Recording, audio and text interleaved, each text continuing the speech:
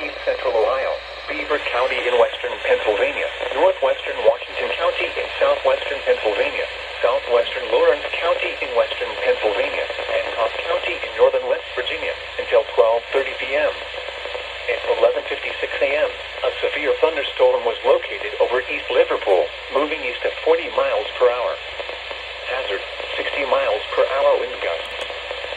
Source, radar indicated.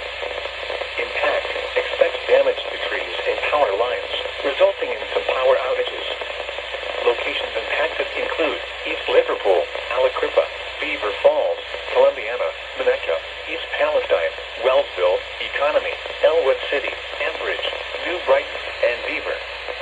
For your protection, move to an interior room on the lowest floor of a building. This is a dangerous situation. This storm has produced widespread wind damage across Columbiana County. Seek shelter now inside a sturdy structure and stay away from windows. Please report severe weather by calling 412-262-1988, posting to the National Weather Service Pittsburgh Facebook page, or using Twitter at NW.